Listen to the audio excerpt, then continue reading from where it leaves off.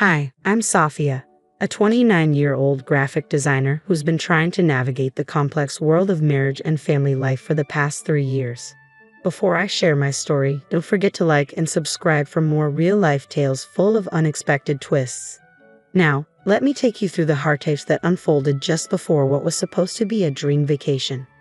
We had been eagerly anticipating this trip for months, a family getaway to Hawaii, the kind of paradise you only see in glossy travel magazines, promising breathtaking sunsets and soothing ocean waves. But as the morning light filtered into the room, it revealed a stark contrast to the silence that had settled over the house. Something was wrong. The usual pre-trip commotion, James and his parents bustling about, the clatter of breakfast dishes, was missing. Instead, there was only an eerie, unsettling stillness. I grabbed my phone, the time glaring back at me, and a wave of panic surged through my stomach. I had overslept. But where was everyone? I hurried downstairs, the stillness of the house growing heavier with each step. Then I saw it, a note casually left on the kitchen counter. Didn't want to wake you. You seem tired. We'll see you when we get back. My hands shook as I gripped the note. James's words echoed in my mind, an excuse wrapped in the guise of thoughtfulness. Confusion and hurt swirled within me as I dialed his number, each ring dragging on painfully until his voice finally answered. "Hey, you're awake," James greeted me, his tone almost too casual. "We thought it'd be best to let you rest. The flight was smooth and the weather here is amazing. You would have loved it. How could you leave without even waking me? We planned this trip together." James sighed, a sound that seemed to carry the weight of the ocean between us. "Safia, we just thought you needed the sleep. Mom suggested it might be best to let you rest." And that's when it all fell into place. The subtle comments, the coolness in his parents' demeanor, the whispered conversations they thought I couldn't hear.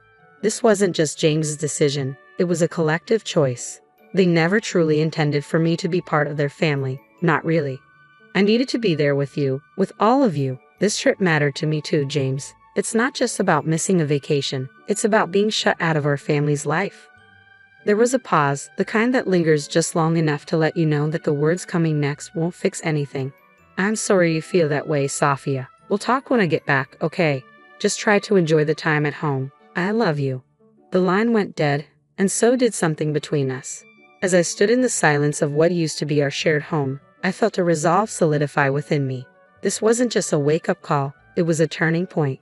The James I thought I knew would never have left me behind, but the harsh reality was that he did. And with disturbing ease. The stillness of the house now felt suffocating, heavy with revelations that seemed to seep from every corner. As I moved from room to room, each space seemed to echo with memories, some once sweet, now bitterly tainted by the clarity of hindsight. As I put the picture back in place, my phone buzzed. It was Melissa, my best friend, her name flashing on the screen like a beacon of support. "Safia, how are you holding up? I just heard about what happened." Her voice was a comforting thread of normalcy, but as we spoke, I found my eyes opening even wider. "Melissa, it's like I've been in the dark all this time. All these little moments are making sense now. Like last Christmas. James and his parents, they were always subtly pushing me out, weren't they?" There was a pause, thick with unspoken understanding. "Safia, I didn't want to say anything before, but yes, I noticed it too. I thought it was just family dynamics, nothing more." My voice, edged with anger and sadness, cut through. "I think you've been too good for them from the start. What are you going to do now?" I moved to the window, watching a couple across the street laughing together as they walked their dog, so normal, so united. Turning away, I felt the sharp sting of isolation. "I'm not sure yet, Melissa, but being left behind, it's more than a slap in the face. It's a wake-up call. Maybe it's time I start making decisions for myself, decisions that don't involve James." "Good for you, Safia. You deserve happiness, not this endless questioning of your place."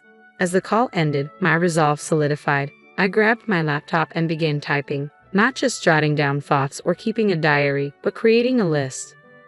A list of every slight, every dismissive comment, every instance where James or his parents made me feel insignificant. Later, as the dusk bathed the sky in shades of fading hope, my sister Anna called. She had always been my confidant, and now, more than ever, I needed her fierce, protective spirit. Safia, Mom told me what happened with James. Are you okay?" Her voice carried a blend of concern and anger, reflecting the turmoil I felt inside. No, Anna, I'm not okay. But maybe that's a good thing. I'm finally seeing things clearly. I can't keep being the only one fighting to make this work. It feels like I've been competing for James's affection against his own family.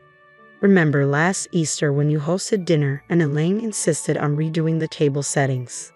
It was like she needed to assert her control, even in your own home. Exactly. It's always been them first and me a distant second. I felt like an outsider in my own marriage. Whatever you choose to do, we're here for you. We all see you for who you are and love you. That night, I went to bed with a notebook by my side. The pages quickly filled with plans and ideas. No longer just dreams, but concrete steps to take. Tonight, I allowed myself to fully embrace the weight of my heartache, using it as the foundation for the strength I would need to rebuild. As the morning light filtered through the blinds, it cast long shadows across the room, where I sat amidst a sea of scattered papers and notes. Each document was a piece of the puzzle that was my marriage, emails, texts, and photos, laid out as evidence of the many ways I had been sidelined. My phone rested beside me, displaying the contact information for a recommended divorce attorney. It was time to move forward. Taking a deep breath, I dialed the number. The line clicked, and a calm, professional voice answered, "Good morning, you've reached Carter and Associates. How can we assist you today?" "Hi, I'm Sophia. A friend referred me to you. I'd like to discuss my options for a divorce." "Of course, Sophia. I'm Alyssa, one of the attorneys here. Let's start by discussing your situation in detail." The conversation that followed was both surreal and empowering. Alyssa's questions were sharp and to the point, cutting through the haze of my emotions to focus on the facts. She listened attentively as I described the events leading up to and following the trip that James and his parents took without me. "From what you've shared, it seems you've been facing not only personal betrayal but also a pattern of exclusion and possibly emotional manipulation," Alyssa observed. "Documenting everything was a wise decision. It will be crucial in building a strong case for you." After the call, I was filled with a mix of nervousness and determination. Thinking about divorce was one thing, but initiating the process felt like a major step forward. There was no turning back now. I needed support, and I knew exactly who to reach out to next. Laura, a close friend who had stood by me during the toughest times of my marriage, picked up on the second ring. "Sophia, hi, how are you holding up?" "Not great, Laura, but I'm taking action. I spoke with a divorce attorney." "Wow, Sophia, that's a big step. How are you feeling about it?" "Determined, I suppose." "Laura, can I ask for your help? I might need a statement from someone who's witnessed what I've been through." "Absolutely, Sophia. I've seen how they've treated you, especially James's mom. It always seemed like you could never do anything right in her eyes." "Thank you, Laura. Your support means a lot to me." Energized by my friend's support and the clear direction from the attorney, I spent the next few hours organizing my documents and detailing everything that had transpired. While I worked, my sister Anna texted, her words offering comfort to my weary heart. "Just checking in, sis. You're making the right choice. We're all behind you." By evening, I had assembled a detailed file, texts, emails, and painful reminders, all laid out, revealing my life's raw truths. Instead of feeling exposed, I felt strengthened. Each piece of evidence marked a move away from my past and toward a fresh start. The sound of the front door opening reverberated through the house like the harbinger of a storm. My heart raced, not with fear, but with a firm resolve. As James walked in, his face etched with travel fatigue, our eyes locked. The usual pleasantries faltered, hanging awkwardly between us. "Sophia, you seem different." "I am different, James.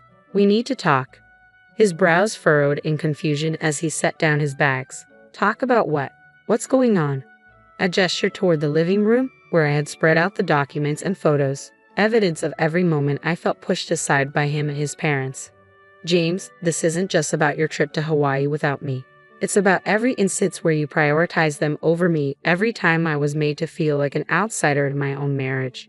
He looked at the documents, his expression shifting from confusion to worry. "I don't understand. Are these divorce papers?" "Yes, they are. I've consulted a lawyer, James." "I can't do this anymore." His voice wavered, laced with a mix of anger and desperation. "Sophia, why are you doing this? We can talk it out, go to counseling. You're blowing this way out of proportion." I shook my head, unwavering.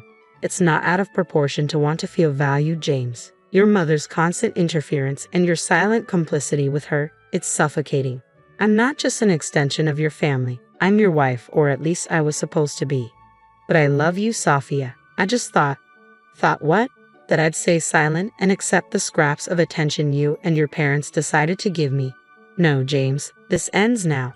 He began to pace, running his hands through his hair in a gesture of frustration and disbelief. So that's it? You're just going to throw away everything we've built because of a few misunderstandings? They're not misunderstandings, James. They're part of a pattern, a series of choices you've consistently made. And now, I'm making my own.